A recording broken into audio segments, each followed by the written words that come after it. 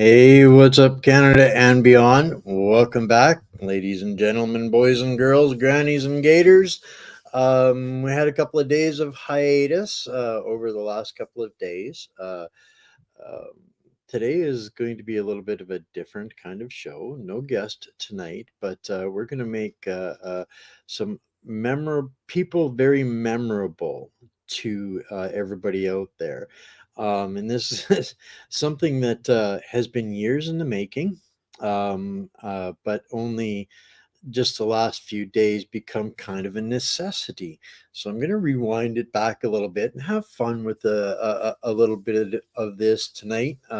So we're going to start with panic, but not our own. Okay.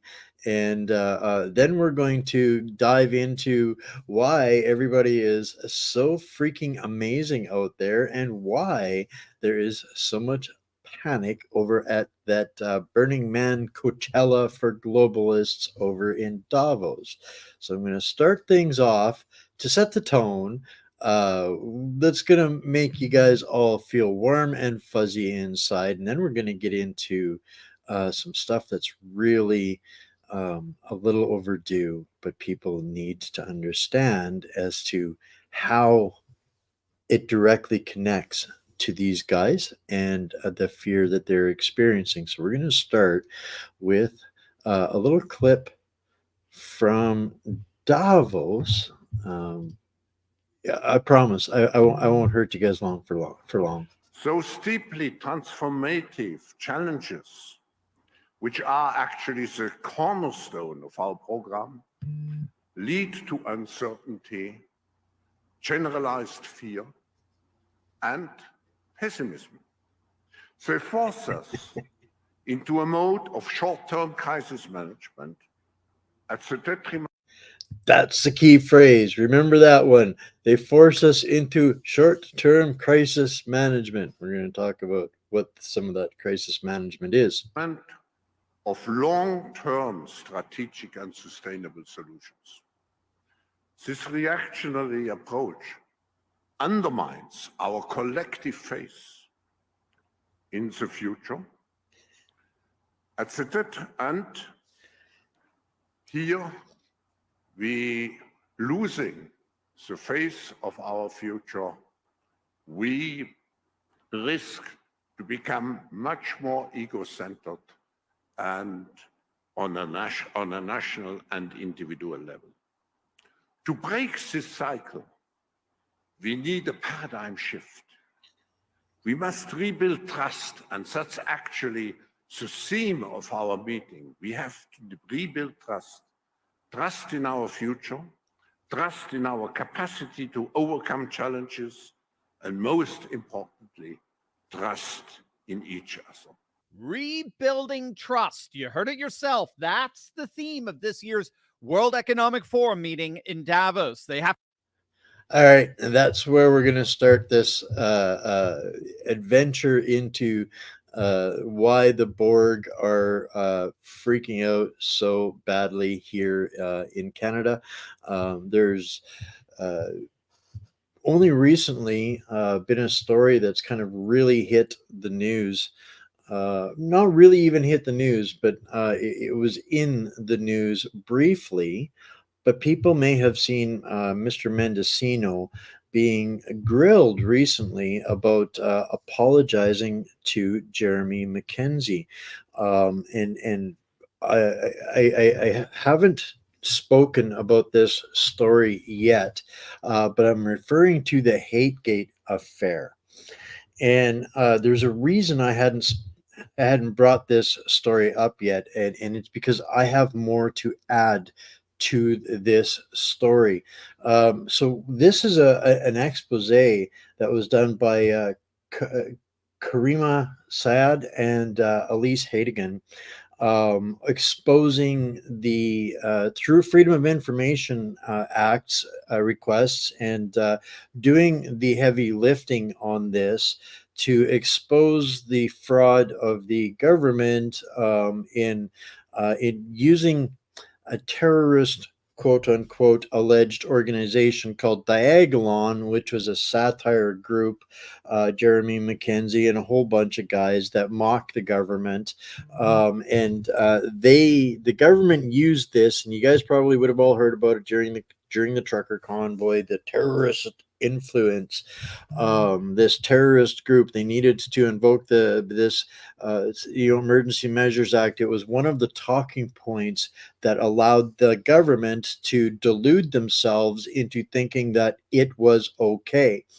And it turns out it absolutely was not okay what they had done. And it's slowly coming to light that the intelligence agencies, the RCMP, CSIS, all of these guys had used this fake information that they had received from a group, from some groups that were really talking out of their butts. By that, I mean the Anti-Hate Network, Bernie Farber, some of those usual suspects that come about.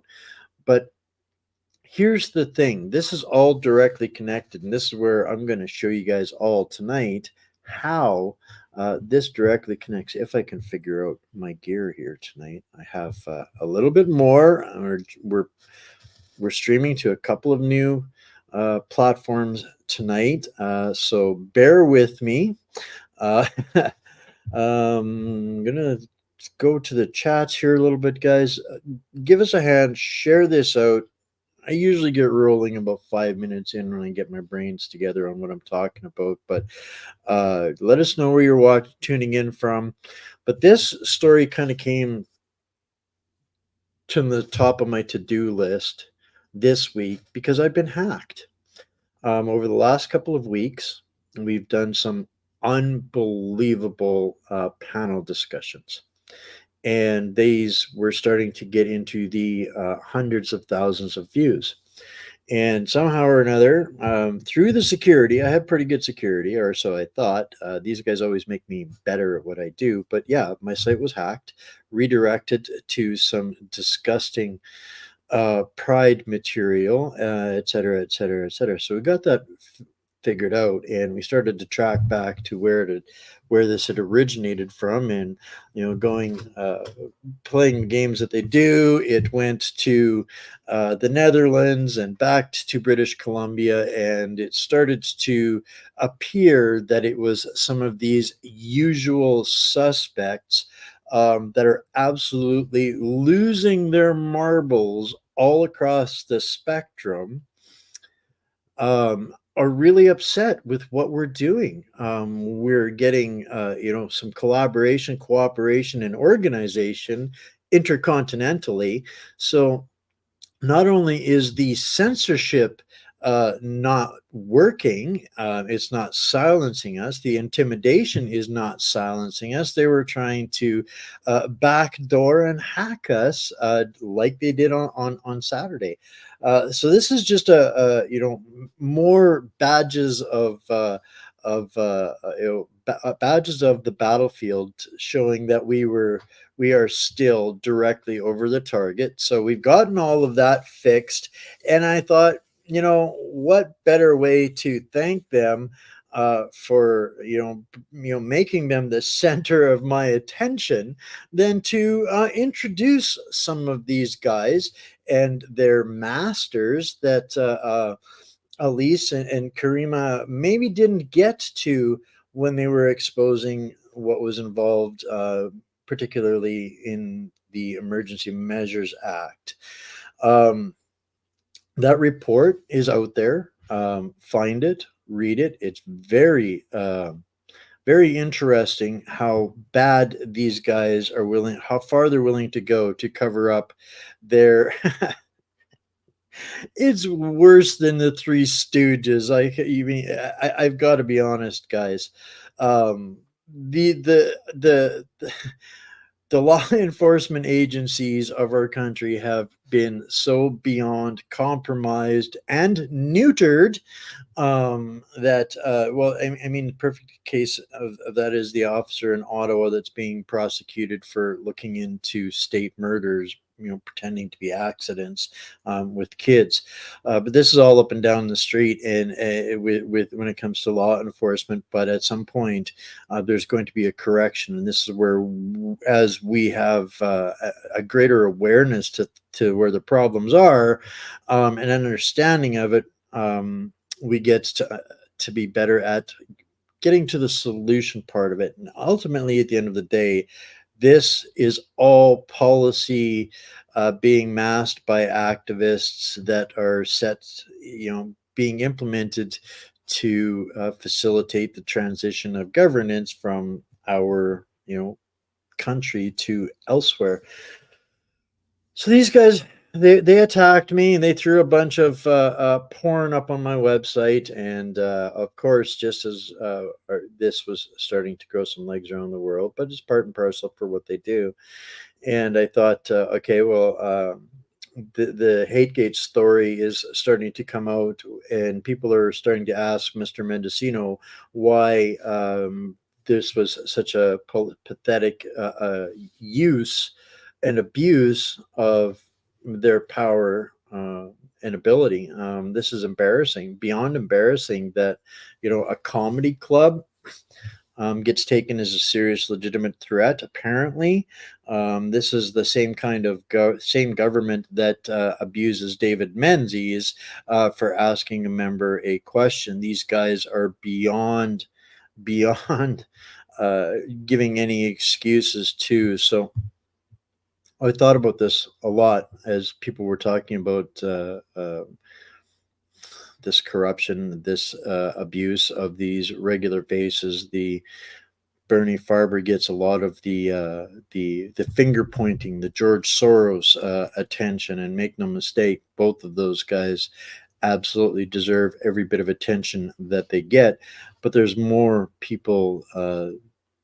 They don't get all of the credit for manifesting these lies. Now, some of the agencies involved, they're only allowed to take certain things as credibility, and some organizations have been created in order to pretend to be credible. And that's some of what we're going to look at here tonight. So I'm going to push on with this. Good reminder. All right. Hello, comrade. This is kind of some parts that I took out of an expose that I put together 3 years ago. I did this in January of 2020. This organization was abusing people much as they are right now, doxing, destroying, canceling, threatening, just doing the typical Antifa thing. And we got to know them through some deep dive research. And this fella here is a fella named Kurt Phillips. He's a special case in all of this. And we're going to get to know Kurt a little bit better. But I have to put this disclaimer out there because these guys also own some of the most powerful, abusive lawyers and legalitarians of this system. Everything that I say here comes from public information and research. I'm not making any claims of criminal activity. People are going to get to know what I've been able to find in 3 years of research on these guys, and I'm going to name names and put faces to them, and I hope that this doesn't get me taken out, or I don't get swatted for this.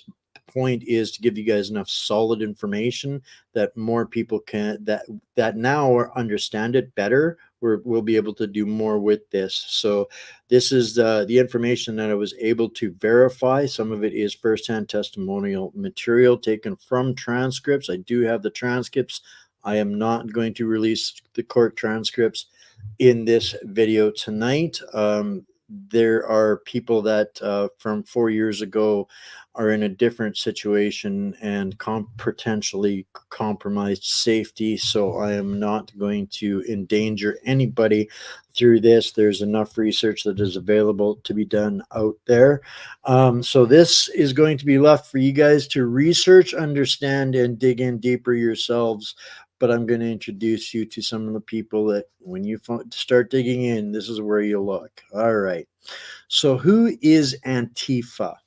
Antifa is the illegitimate Marxist enforcement agency, basically the legitimate equivalent to the brown shirts of the 1930s Germany.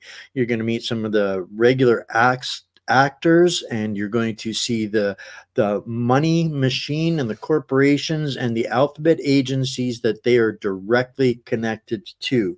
Interesting point, when I initially did this deep dive research project in 2020, these alphabet agencies immediately went on the offense, canceled me and blocked me from all of their agencies. So some of this I have not been able to update for almost 4 years now. Actually, yes, 4 years now, because they knew we were on to them then. I tried to speak up then, but not only did they hack me, they almost destroyed me, but this time they didn't get what they wanted, and we're going to introduce you, as I said. So Mr. Bernie Farber, he's the founder of the Anti-Hate Network and the Mosaic Institute. Remember that one, folks. We're going to get back to that one a little bit further down the road.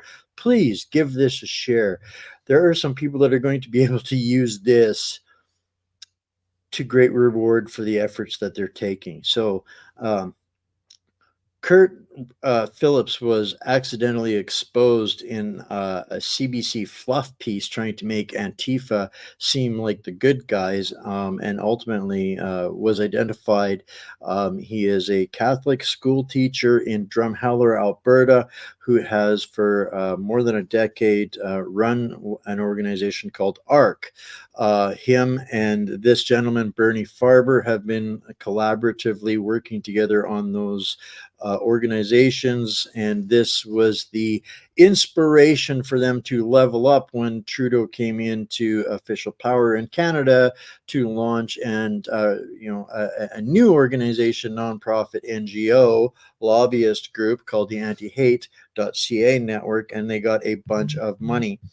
Throughout the course of this research, some of the transcripts, court transcripts, I can directly state that within there, Bernie Farber and Warren Kinsella, which a lot of people will know, runs the Daisy Group, which is another strong arm media front agency to operate as political thugs. So that's Warren Kinsella. He has been known to play both sides of the fence. Basically, I put him under the category of hashtag mercenary media, hired assassins. So Bernie and Warren and Kurt have been very long time associates, going back to the 2010s, and even further. Some of this is going to read a little bit like a Hollywood script, because some of this does involve Hollywood. Now, amongst all of this, there is a victim, much like the every great movie has a female victim that's also the hero, and Elise Hadegan is a lady that we'll hear about it a little in this. You'll recognize her also as being a co-author of the HateGate affair. So what we're going to look at here specifically, though, is who is the Anti-Racist Canada Network and who is the organization called TSAS. And this is where I started to get a little bit afraid with that acronym. So we're going to dig into who they are and what they do. But here's something else that we uncovered through this research in 2020. More than 9 unions and organizations and nonprofits that were directly in collaboration working with these other agencies, this TSAS, and so you see it here, the Canadian Network for Research on Terrorism, Security, and Society. Now you know what they're acronym is TSAS. So these three organizations, Anti-Racist Canada, which is Kurt Phillips' baby, Anti-Hate Canada is Bernie Farber, and this is where it makes the leap into the public-private sector, aka the feds. Now we're going to explain how all of these guys work with those three organizations as coordinated by some of these people. Now, Kurt Phillips, as I mentioned, was accidentally exposed in a CBC supports documentary. If you guys want to go back and look at the original piece that we did, it was rough, but there's a lot more in there. It's like an hour and a half long. The link is in the chat and in the threads below. So we're just kind of skimming over some of that. You'll find in there, you'll find the court transcripts and a whole bunch of other stuff. But these guys kind of got exposed as having received a bunch of money from the Southern Poverty Law Center, aka George Soros, to combat hate speech in Canada. Now, Kurt and Bernie, knowing each other for a very, very long time, if I'm not mistaken, the Anti-Racist Canada organization was launched in 2011, somewhere in that neighborhood. But these guys go back a very, very long way. Now, I put together a little bit of a graphic here back in 2020. And again, stories change, information has evolved, but this stuff was 100% accurate and relevant, and I cannot update it since 2020. But I'm sure a lot of you guys will be able to connect the dots between the HateGate now and what these guys were doing then. Now, Elise and Kurt were the first two to know each other. Elise was a part of uncovering and exposing and taking down the Heritage Front, a white supremacist organization back in the early 80s. Lots of questions about that. Was it another false flag event set up? Either way, she worked with these guys, was lured into working with these guys under the premise of taking on the bad guys, and basically there's court. She's been in court with Bernie Farber and these guys now for about 15 years for stolen identity and having stolen her life, and this is a really big deal. So they met initially, Kurt, Elise, Bernie. She wrote for them, and then she started to seek justice against Bernie Farber and associate Elizabeth Moore in 1995. So this is going back 30 years. It's still in court in 2020. Some of the court transcripts that I got this information from, and all of this that you're seeing here is stuff that I got directly from the court transcripts. She's been at this a long time. From there, it turned sideways. Elise has been basically ostracized and cut and defamed, discredited, destroyed over this entire fight that she's been fighting to save her life for 20 years. And then we come into the next tier.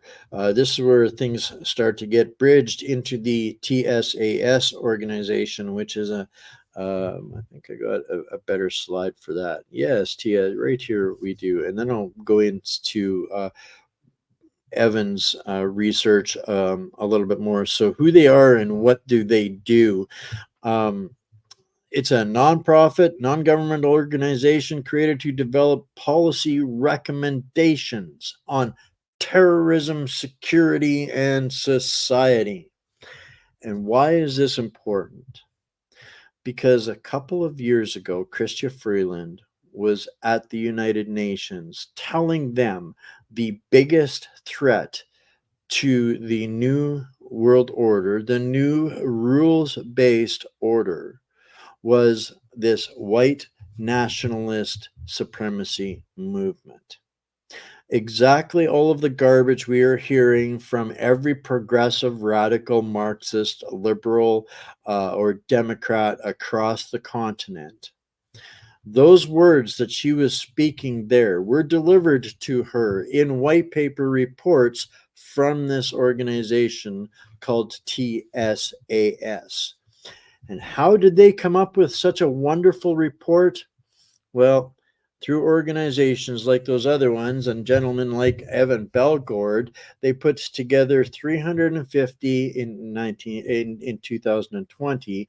They had 350 contributing writers that all submitted their research on us to their respective organizations, filtered that to this organization called TSAS, which then creates these white paper reports that Chrystia Freeland is reading to the international community, telling them what the biggest threat to their new rules-based order is. Gee, do you think that has anything to do with what she took an emergency trip over there to Davos to talk about right now? The misinformation, disinformation, malinformation, whatever gobbledygook what they want to call it.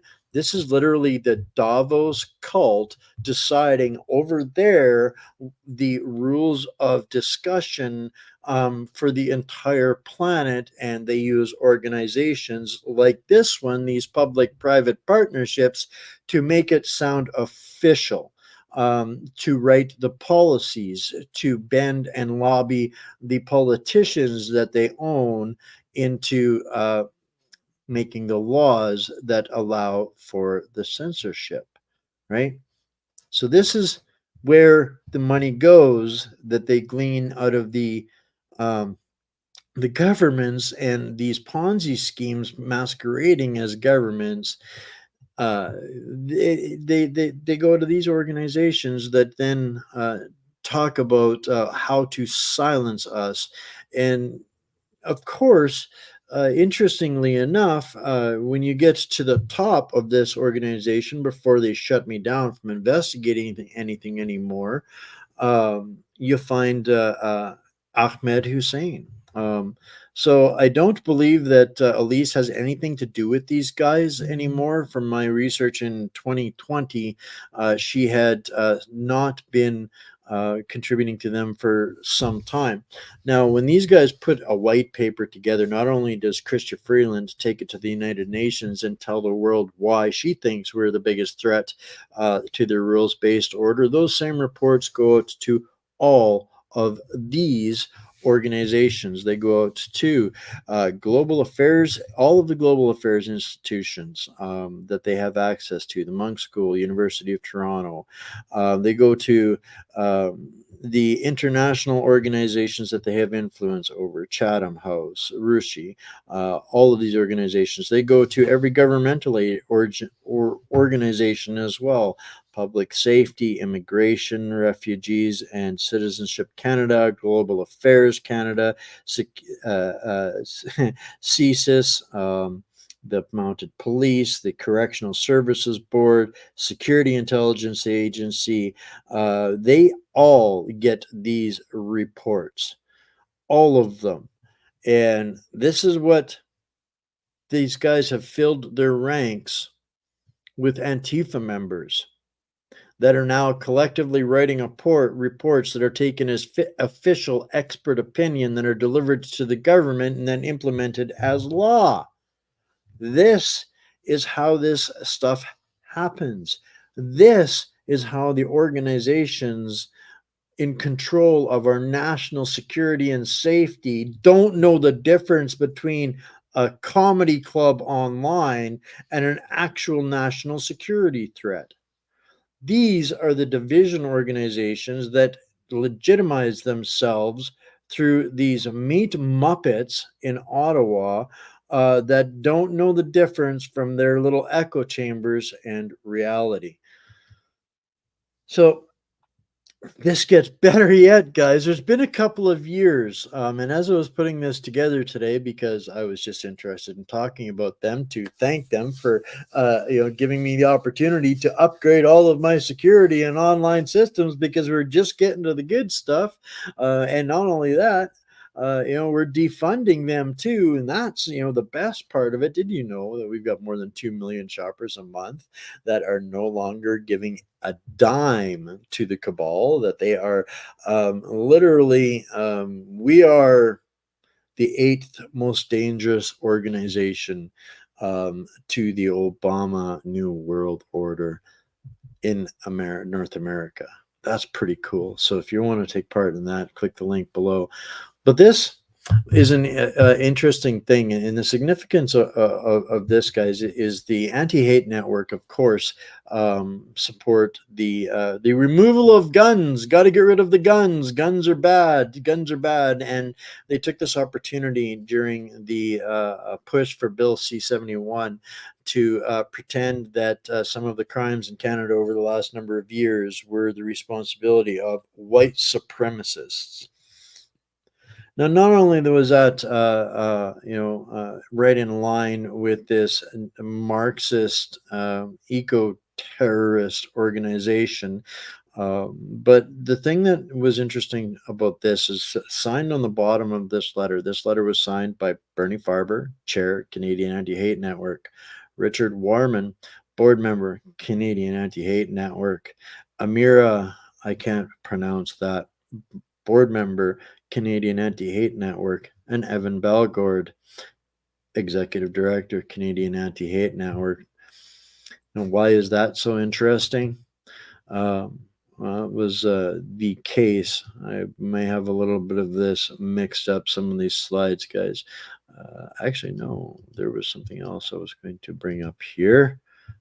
Bear with me. This is going to be good.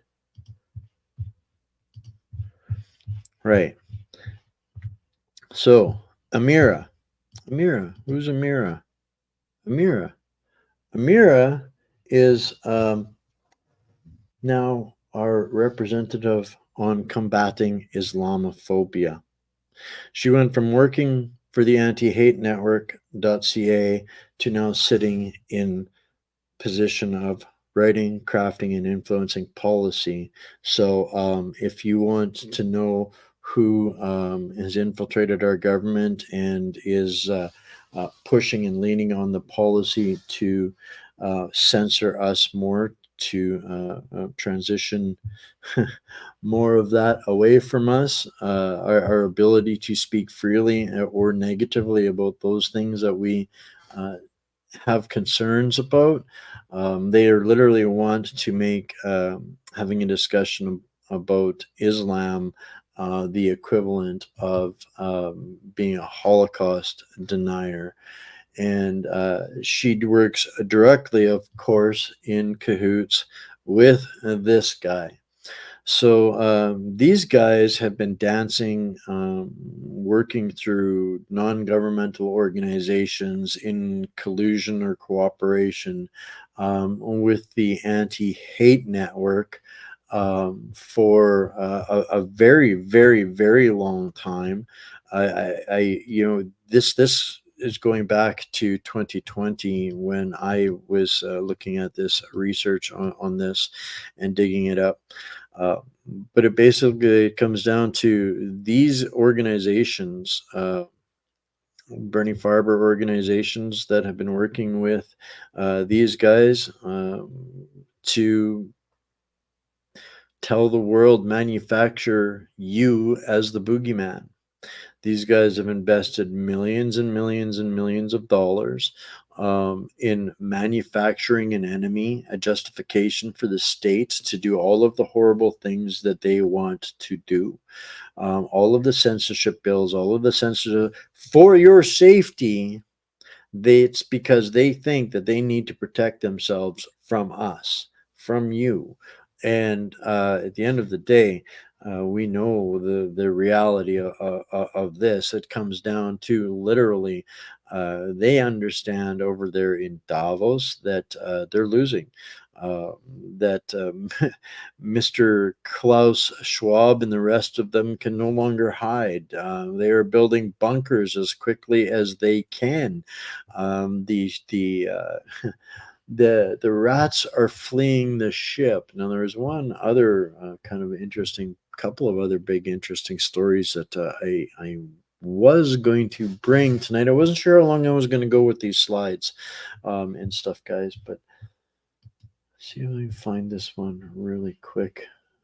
And I think that this is important. I'm trying to get this lady on for an interview, but the Epoch Times released a story. Basically, they got the goods on the government, the head of the military, knowing that what they were doing was illegal and caused them to do it anyway. So there's a lawyer in Alberta that has been fighting on behalf of 300 some veterans, and they have. I'm just going to put the link in here. I'm not going to play the video because it's a bit longer video, guys. But we're going to be talking about some of this stuff in the next couple of days. I've uncovered a couple of different money laundering operations through political affiliation, and one of them I've got a story and some testimony to go with it, and I want to put that together in a way that it doesn't get smashed and you'll get the most value out of it. So tonight was about getting some of these this understanding together, guys. This whole anti-hate network organization, antihate.ca, is absolutely corrupt. They are funded by the state and Soros and every bad actor. They hire their own in Warren Kinsella to do character assassinations, canceling.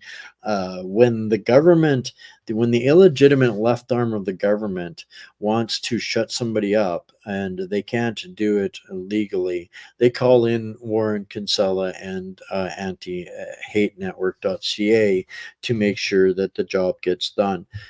This is the danger of fascism and the public-private partnerships. That's what these guys are. When the government can't break the law without getting caught, they get these guys to go and do the dirty work. And now it's gotten to the point where lives were lost. People died because of this insanity, and there needs to be accountability, but people need to be looking at the whole pattern of history of the crime and these criminals. There is a lot of honor among thieves and criminals when they know that they have crossed the Rubicon, that if they ever do get caught and found out, there is no escaping for them. So they are rapidly coming apart. And maybe I'll pull back on this one slide here for a few minutes, just to remind people, and people can take a look at some of these organizations. Now, we identified more than 9 different unions and a whole bunch of different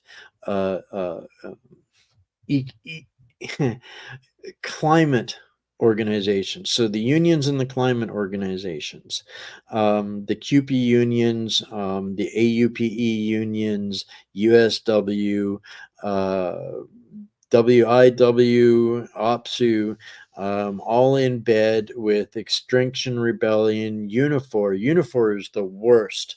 Absolutely. They have got people planted in every organization. So they have been using extortion, coercion, collusion, deeply entrenched into the system that buys the politicians, right? The lobbyists get the ear of the people, and that's how they manifest this. So I don't believe for a second, for example, that Rachel Notley resigning suddenly in Alberta yesterday is just coincidence. No, no, I don't think so for a second. The health, the health corporation in Alberta is in dire straits. The unions that took part are going to have some accountability in whether they were willing participants under Rachel Notley or they were extorted under Rachel Notley. There is a massive crime spree in Alberta that is going to be coming to light. We're going to be helping some of that come to light, and it's not just in Alberta. One of the stories that we're going to be touching on, hopefully later this week, I'm going to see. If not, then I'm going to get it from the horse's mouth next week about how the dead people in a certain province are donating $2 billion to political campaigns. How does that happen, guys? That's mighty generous of dead Canadians to donate $2 billion to political campaigns. There's a lot more to all of this, guys.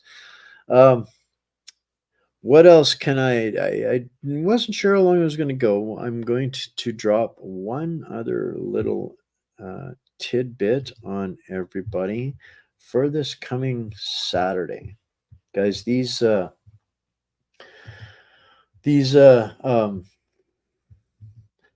international roundtables. I can't tell you how important these things are. When I talk about truths like I uncovered here tonight, that those dark people that I'm introducing you to here tonight, they're the grassroots rendition and version of what we're trying to bring light to at a much higher level with those with the roundtables. This Saturday night, we've got guests lined up already for this one. And some for the following Saturday, but this Saturday night we get to be joined by Sean Newman, Ralph Fichtola, big time lawyer, Sandy Adams from over in the UK, Dr. Larry Kraft, Dr. Rima, James Thorpe, and myself. So another star-studded panel of international people that have a rational reasons and discussion as to why getting out of the United Nations and the World Economic Forum is not a bad idea. Justin Trudeau said we were tinfoil hat wearing conspiracy theorists chasing boogeymen. Well, we heard at the top of the show the boogeyman, the real boogeyman. And we can continue finding a bazillion things to fight about, falling into traps, dealing with these clowns and these unions. But we have to understand that it all comes from the same place, and there is one head of the beast, and that is the Davos, Geneva, New York, trifecta of globalist cult.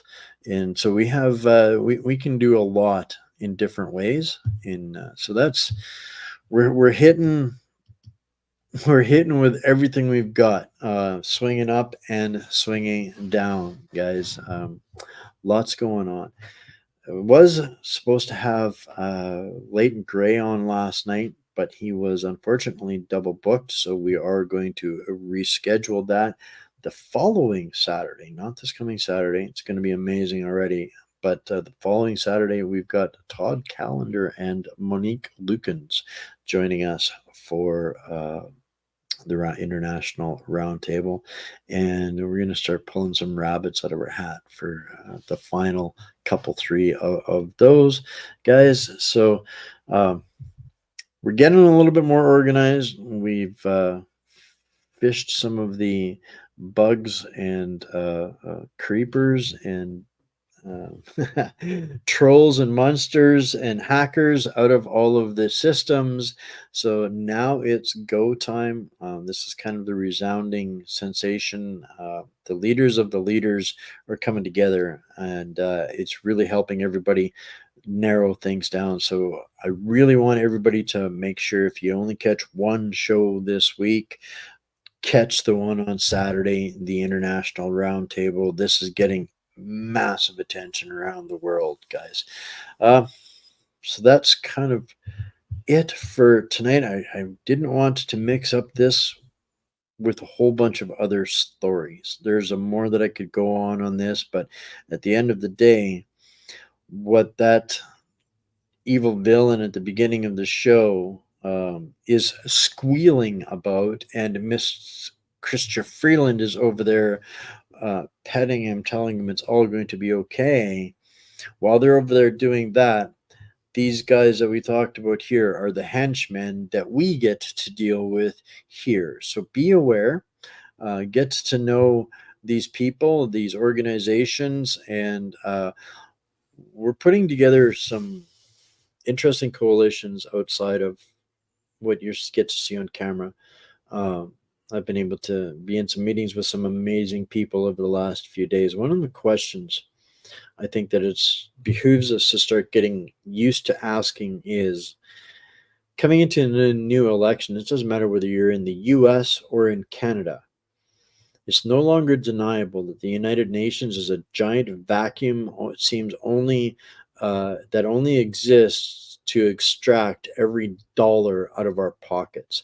If people want to be our candidate going into any form of elections moving forward, we need to know, and we need to ask them, what is their plan to extract us from these parasite organizations that only exist to steal our money and make our lives miserable and cost lives through their ineptitude. So get used to asking them that, guys, because the United Nations, World Economic Forum, WHO swamp is real.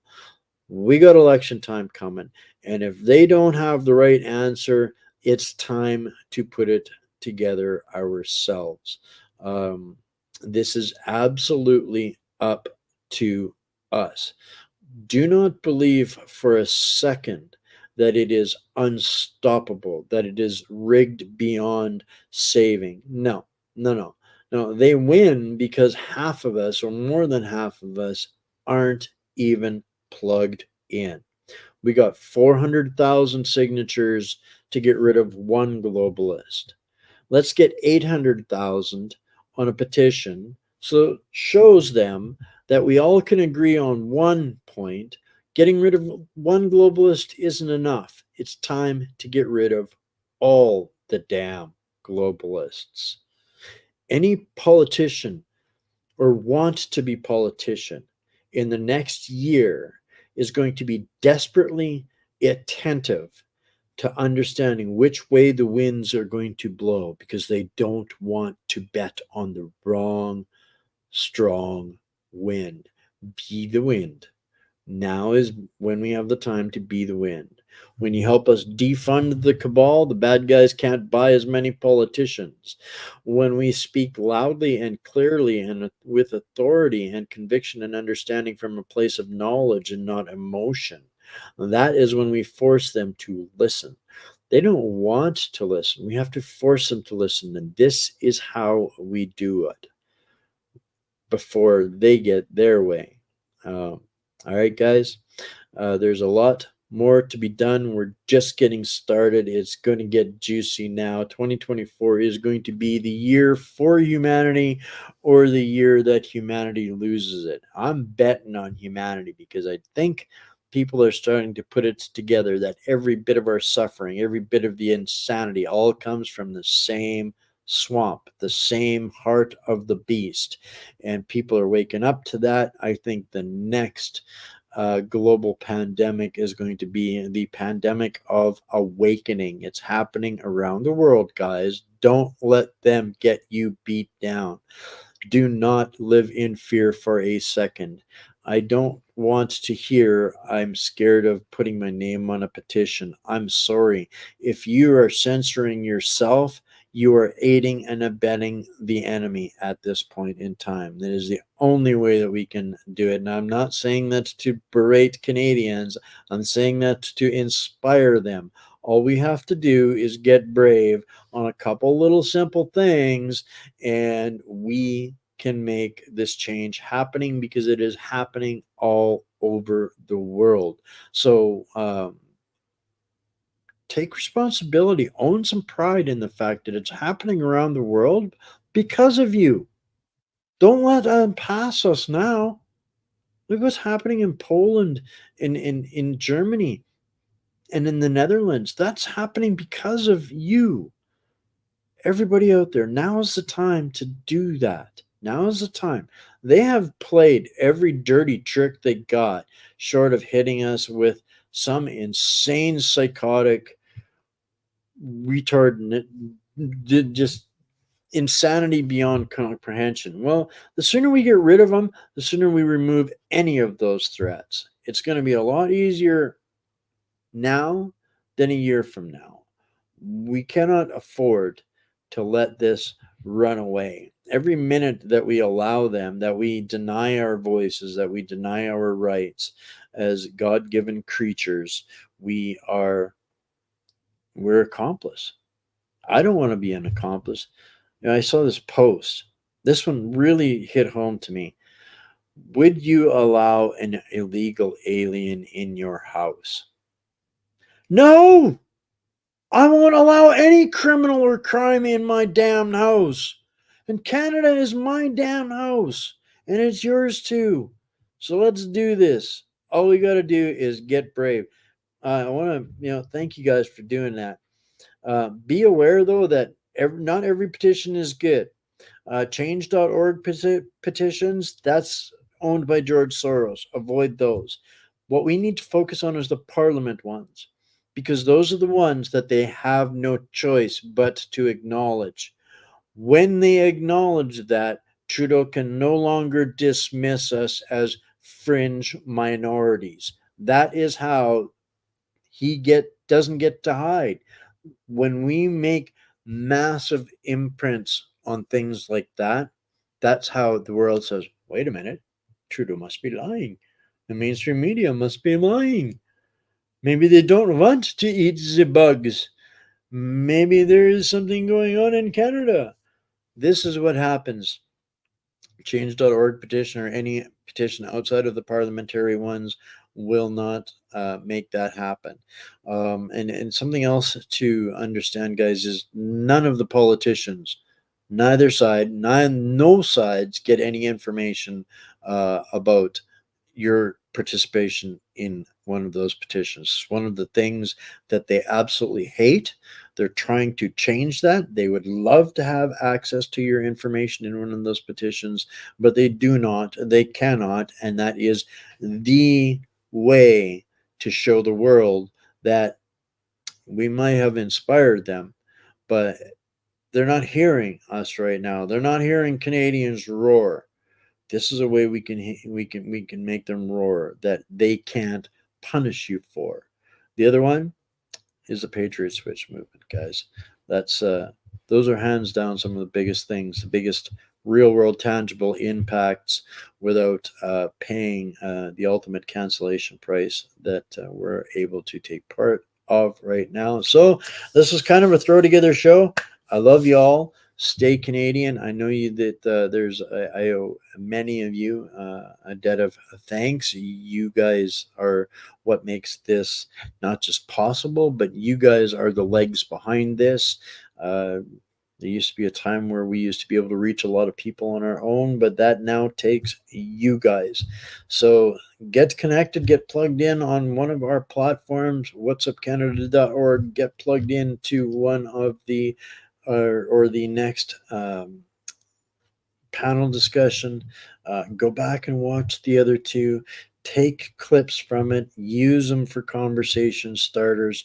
Don't let anybody think that you're crazy for wanting to end the suffering, because It's really not a crazy discussion. Don't let them take any of that away from you guys. All right. I love you all. Stay Canadian, and we'll have something interesting tomorrow. Guarantee. Bye for now.